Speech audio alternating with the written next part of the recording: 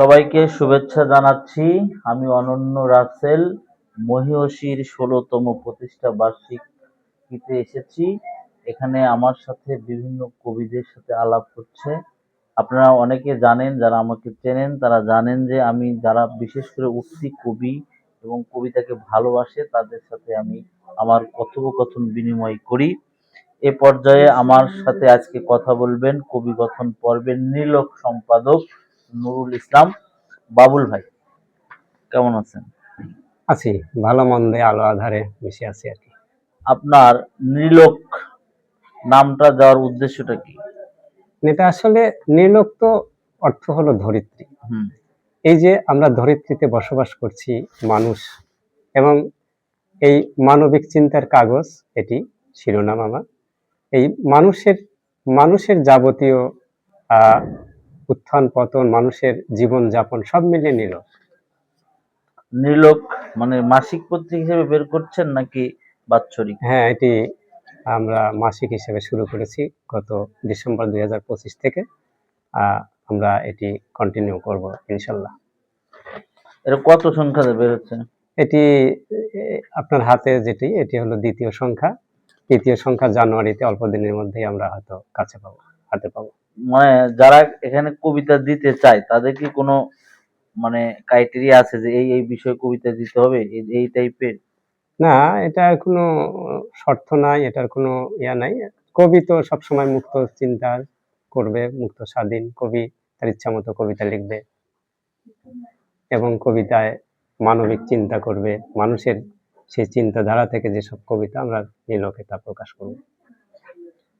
এখন এটা হচ্ছে বাস্তব জগতের কাগজ। জি। এখন সময়টা হচ্ছে অনলাইনের সময়। জি। তাহলে এই সময় আপনি এই ধরনের চিন্তার কাগজ বের করার একটা কারণ কি? দেখেন, আসলে অনলাইনের যুগ, এটাকে অস্বীকার করার উপায় নাই। তারপরে যে আপনি হাতে নিচ্ছেন, আপনার হাতে নিয়ে যে আরাম বোধ করছেন, যে মজা পাচ্ছেন, যে আলাদা একটা অনুভূতি আপনার লাগছে, এটা কিন্তু এটার বিষয়েও কিন্তু অস্বীকার করার উপায় নাই। তো দুটোকেই আমরা স্বীকার করে এগিয়ে যাব, এবং আমরা এটাকে যেমন আপনি হাতে নিচ্ছেন সেইভাবে আমরা এটা অনলাইনেও যাতে দেখা যায় সেটাও আমরা চেষ্টা করব। ইতিমধ্যে আমাদের নির্লোক নামে একটি পেজ আছে, সেখানেও আপনারা এই পত্রিকার প্রত্যেকটা পৃষ্ঠা পড়তে পারবেন। মানে অনলাইনও আছে অফলাইনও আছে, দুই মাধ্যমে নির্লোক তার যাত্রা শুরু করছে। আমি এখন আপনার কবিতার জগতে যেতে চাই। জি। আপনার কবিতা মানে প্রথম কবিতা কিভাবে লেখা হলো আমি এটা শুনতে চাচ্ছি। প্রথম কবিতা সে তো অনেক, ধরেন ছোটবেলার কথা। একদিন আমার শিক্ষক পড়াচ্ছিলেন যে দেখো, পড়াতে পড়াতে বলতেছে, দেখো আমরা তো নানাজন নানাভাবে কাজ করে। কেউ সঙ্গীত করে, কেউ চিত্র করে, কেউ গান আপনার কবিতা আবৃত্তি করে, আবার কেউ কবিতা লেখে। তো দেখো, আমাদের এখানে ডাক্তার উত্তম কুমার রায় আছেন বাজারে, তিনি তো কবিতা লেখেন।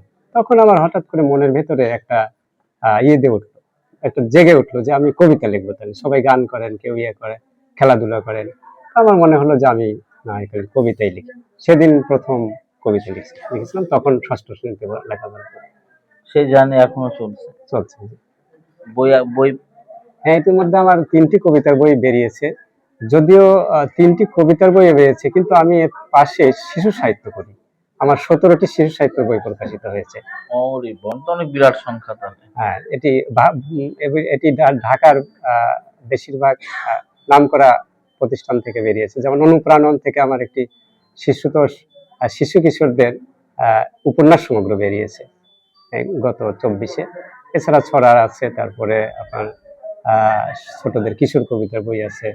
সব মিলিয়ে 17টি কিশোর ছোটদের উপন্যাস আছে। আর কবি নাকি শিশু সাহিত্যিক কোনটা বলতে ভালো লাগে? আমার যখন আমি যেহেতু প্রাইমারি স্কুলে পড়াই, ছোটদের কাছে যখন যাই, তখন আমি তাদের কাছে শিশু সাহিত্যিক হয়ে উঠতে ভালোবাসি। আবার যখন কবিদের মাঝে আসি, যেমন দেখলেন আজকে আমি কবিতা পড়েছি, আমি কিন্তু শিশু সাহিত্য পড়িনি, ছড়া পড়িনি। যখন কবিদের ভেতরে আসি, তখন আমি কবি হিসেবে পরিচিতি লাভ করতে ভালোবাসি, পরিচয় দিতে ভালোবাসি। সাহিত্যিক জীবনের পাশাপাশি আপনার আরেকটা পরিচয় আছে, সেটা কি? সেটা হলো আমি পেশাগতভাবে সরকারি প্রাথমিক বিদ্যালয়ে সহকারী শিক্ষক হিসেবে কাজ করছি। কত সাল থেকে আছে? এটা 2004 সাল থেকে আছে। শিক্ষকতা আর কবিতা, এর মধ্যে কি কোনো দ্বন্দ্ব বাজে? না, দ্বন্দ্ব নাই, তবে ধরেন সময় নিয়ে মাঝে মধ্যেই হয় যে সময় পেশা পেশা একজন লেখককে আসলে তো যদি ফুল টাইম লেখালেখি করা যায়, সেটা কিন্তু একটা লেখকের জন্য লেখক হয়ে ওঠার অনেক বড় একটা প্রাপ্তি হয়। কিন্তু ধরেন পেশাগত কিছু ব্যস্ততা থাকে, সব মিলিয়ে আহ, এই সমন্বয় করেই আর কি করতে হয়। আমরা কথা বললাম নূর ইসলাম বাবুল ভাইয়ের সাথে। তার কবিতার জার্নি দীর্ঘস্থায়ী হোক, তার নাম বাংলা সাহিত্য আকাশে জলজল করুক।